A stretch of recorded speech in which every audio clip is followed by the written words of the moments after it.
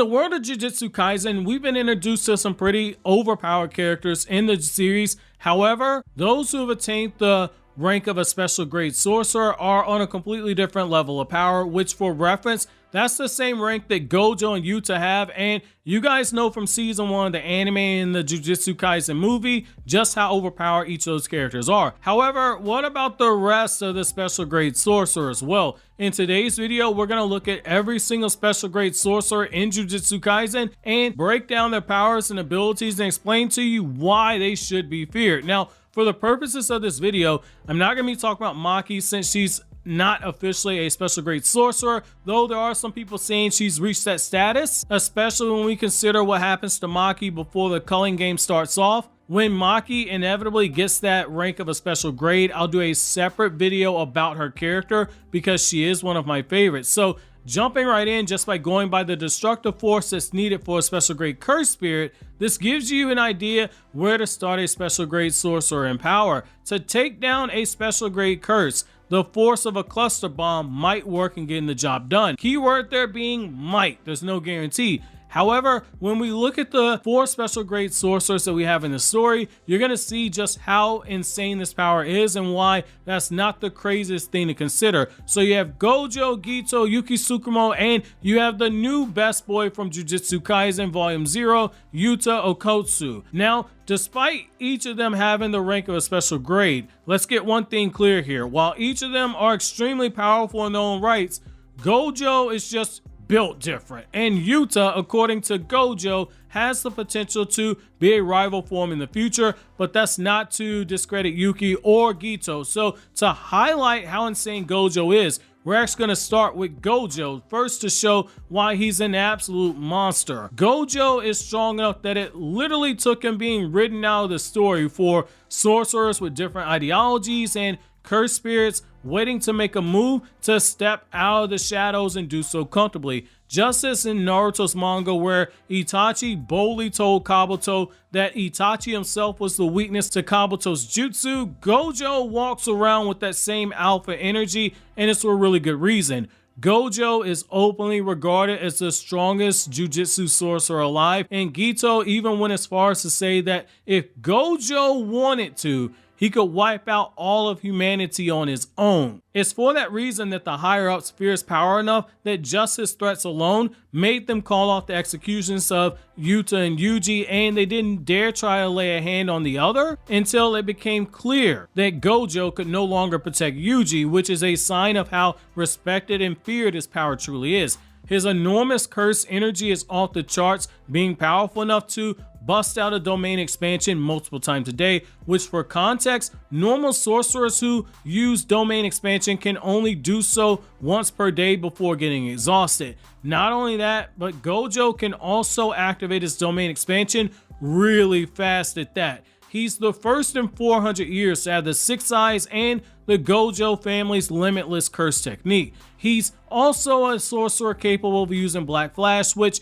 makes a distortion in space that is an attack that is imbued with curse energy that packs a minimum of 2.5 times that of the force of a normal attack, which coming from somebody like Gojo's really nasty to think about it. As of right now, we don't know how many times he can pull off Black Flash in a row, but that's also something to kind of consider. Now, his Limitless is a technique that the Gojo clan has that allows him to take total control over space by using curse energy manipulation at an atomic level. Any member of the Gojo family can use this power, but mastery of this power comes from those who possess the 6 eyes of the Gojo clan. Limitless Infinity is the power to stop, where anything that comes close towards Gojo is slowed down and it never truly reaches him. The technique takes up the finite space between the object and the attack that's coming towards Gojo, and it divides the space between them in an infinite number of times. The crazy thing about this is that it's truly infinite because the number of times you divide something, you never hit 0, which is why it's the same with Gojo. No matter how fast, no matter how hard something is, it's never going to touch him unless he cuts it off. When he uses this, he can essentially neutralize techniques of his enemy, and it can only be shut off by Gojo himself, or it can be countered by a strong domain expansion, or you need a curse tool to counter it, like we saw with Megumi's father, Toji, Goji when the two of them fought during Gojo's flashback arc. Now, Limitless Blue is the curse technique Lapse of Limitless, which increased the output of curse energy for the technique and has the power to attract. This is done by amping up the Limitless and bringing the negative distance into reality, which in turn makes the surrounding space attempt to fill in that gap by pulling it towards the source. Very similar to the magnetic concept, which is very nasty to think about because anyone who is targeted by Limitless Blue will have their body explode and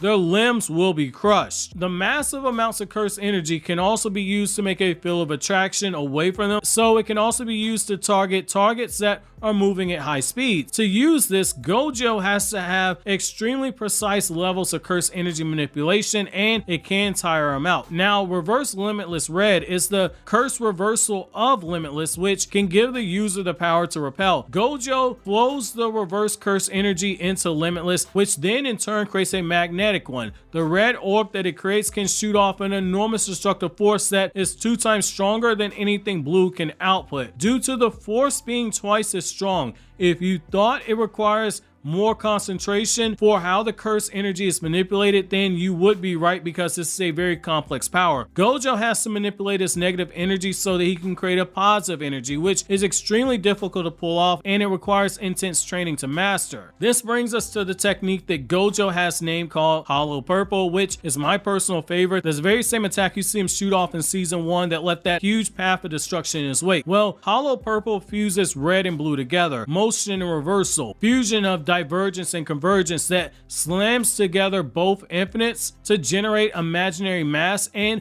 wipes out everything in his path, which is why Todo told Yuji to step back before Gojo fired the attack. Gojo can also use teleportation, but there's not much known about the teleportation, but hopefully we do learn more about it when he inevitably returns in the manga. Now, Unlimited Void is his domain expansion and it traps his target inside of infinity. The endless stream of information while inside the domain expansion overloads the target's brain and it leaves him in a catonic state afterwards. The famed 6 Eyes are a super rare Jujutsu ocular power that runs in the Gojo clan. It lets the user have extreme perception and a path towards mastering Limitless to his full potential. The eyes are also so rare that no 2 users of the 6 Eyes have ever existed at the same time, at least as of this recording. 6 Eyes also allows the user to process vast amounts of information, the ability to manipulate the power of Limitless on an atomic level, and the 6 Eyes also processing the user's curse energy is extremely efficient to the point where when curse techniques are being used, a proper 6 Eyes wielder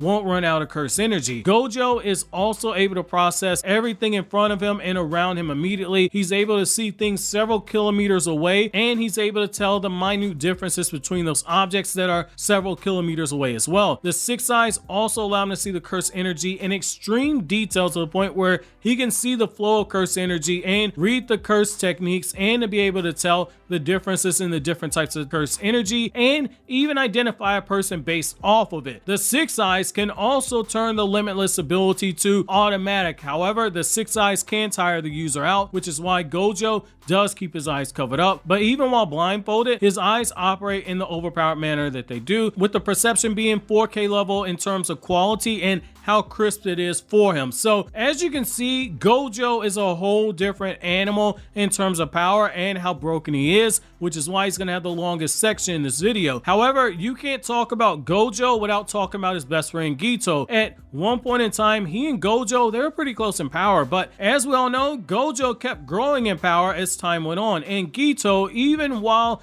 being extremely powerful in his own right, just couldn't keep up. His main ability is curse spirit manipulation. He can absorb cursed spirits into a black orb, which he then consumes and stores away, and he can regurgitate them later on to be used in combat. Normally, he doesn't battle using too many curses at once, but if he's pressured into a corner, like he was with the battle with Yuta, then he can use Maximum Uzumaki, which allows him to summon 4,000 curses all at once. he's only really limited by the types and amounts of curses that he collects. However, Geto can also steal curses, but in order to do so, he has to kill their owner in the process, which was what his plan was when it comes to Rika in terms of actually killing Yuta and taking control of her, which brings me to my personal favorite character, Yuta. Now, Yuta is a beast. I don't have to tell you that much. Whether it's picking up cars and slapping hands with Yuji in the manga, or it's dominating him in their fight, or it's that brilliant level of skill that you saw him display when he was putting that work in on Geto in the Jujutsu Kaisen movie, Yuta is a force with a lot of potential, which is why Gojo stated he had the potential to rival him one day. Though it is worth noting, Geto does say that he doesn't think that Yuta can reach that level of power, which that in itself is worthy of its own video. Now, Yuta can use his curse energy and reinforce his body in a fight, which has offensive and defensive purposes.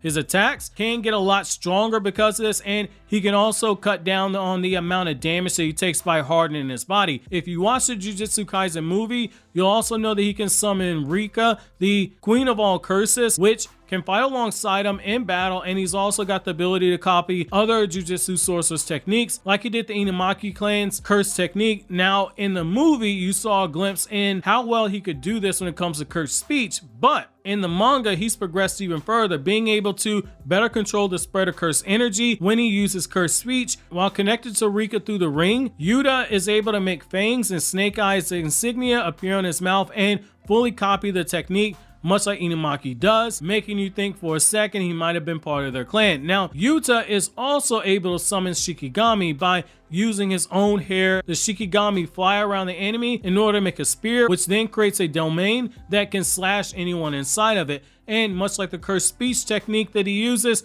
this is another ability that Yuta copied. He also fights with a katana like you see in the movie, but he also has another weapon that you haven't seen if you're only familiar with the movie, which is his steel arm. The steel arm makes a metal shell around his arm that reinforces his punches. Yuta has also mastered domain expansion, but before you get too excited, the manga didn't show us what it was, but we still have this really badass panel where Yuta is using domain expansion, so hopefully we see it later on in the future. But this should start getting you to see why Gojo was so certain that Yuta has the potential to be his rival one day, because look how far he's progressed in only such a short amount of time. Now, Yuki Tsukumo is the final special grade sorcerer, and it's the only female sorcerer on this list. Yuki doesn't agree with the methods of the higher-ups in the Jujutsu world and is working towards creating her own curse-free world on her own terms. She's also the mentor of Todo. While we don't know a lot about her, the fact that she did make the special grade rank is proof that she isn't anyone to take lightly. She's the reason why Todo has the scar on him that we see in the manga. In the manga, we see her easily repel Urayume's icefall technique by using Shikigami. For comparison, Urayume's technique pretty much busted Yuji's ass, and he was about to have all of his friends one-shot before she showed up and saved all of them. She pretty much posed and did so, which is a huge ass flex. However, that being said, those are all 4 special grade sorcerers in this series. Who was the most impressive to you, and do you think that Gojo is right about Yuta being strong enough to be his rival one day? While you think that over, consider watching these other Jujutsu Kaisen videos and other anime videos you're seeing on the screen right now.